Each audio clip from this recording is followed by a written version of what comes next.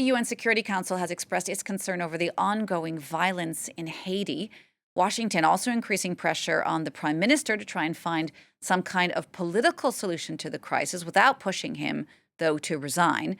Armed gangs who already control large parts of the country launched a coordinated effort to oust the Prime Minister last week, attacking the airports, prisons, and police stations and threatening a full-scale civil war.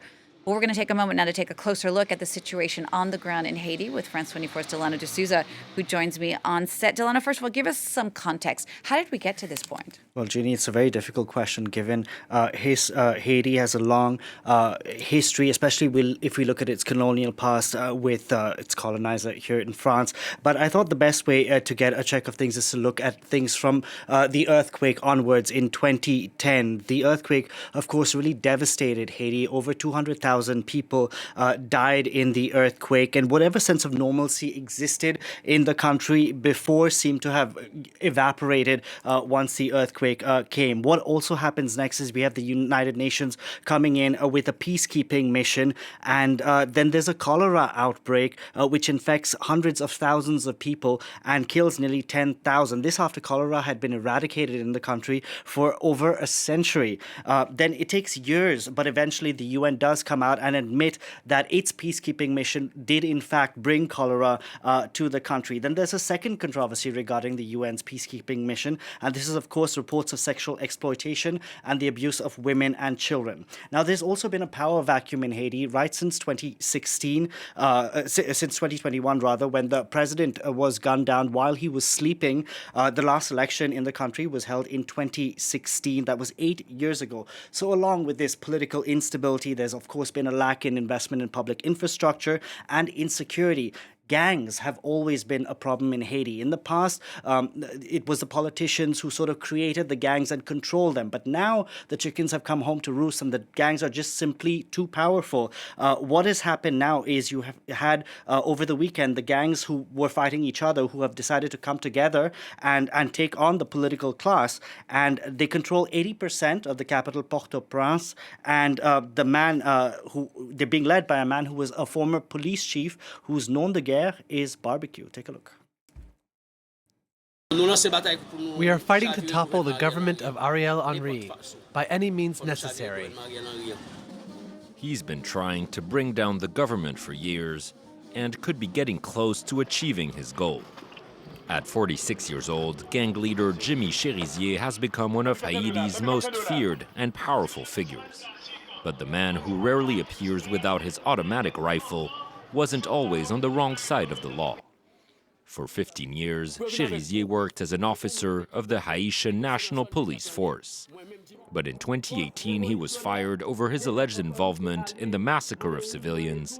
And by 2020, he had taken the reins of a powerful criminal alliance dubbed the G9 family, with over 1,000 men under his command. Nicknamed Barbecue for his alleged tendency to burn his opponents alive, which he denies, Cherizier has repeatedly claimed he was not a gangster, but a revolutionary fighting against the elite. We are fighting against a system that allows rich people to make millions of dollars, while the rest of us sleep with the pigs.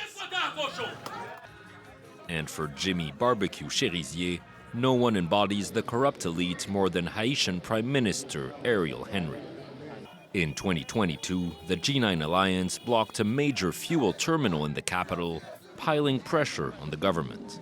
And in recent days, Cherizier's men led coordinated attacks against the airport, a police academy, and several prisons, freeing thousands of inmates. The cop-turned-gang leader is now threatening to plunge the country into civil war if the Prime Minister doesn't step down. Delano, so now here we have a situation where there is this ongoing violence in Haiti. There is international pressure starting to grow on finding some kind of political solution to this crisis. Where do we go from here?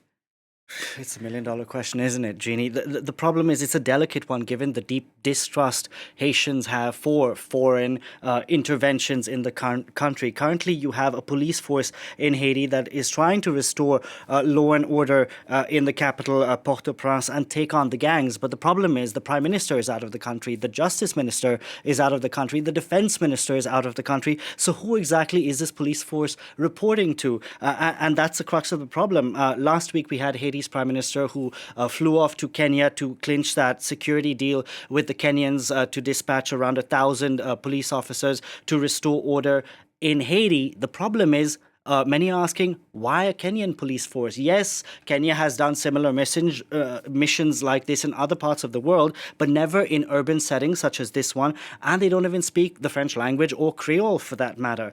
Now, the sad part is it doesn't need to be this way. Haiti is located on the same island as the Dominican Republic, which is a stable country, a tourist hotspot. Both have populations of around 11 million, but markedly different stories are playing out. Now, the truth is, a corrupt, lawless Haiti doesn't benefit the population, obviously, but who it does benefit is traffickers. Traffickers who are taking advantage of the fact that Haiti doesn't have a coast guard or navy patrolling its seas. So Haiti is likely being used as a hub for arms and drug smuggling, linking South America to Europe and the United States.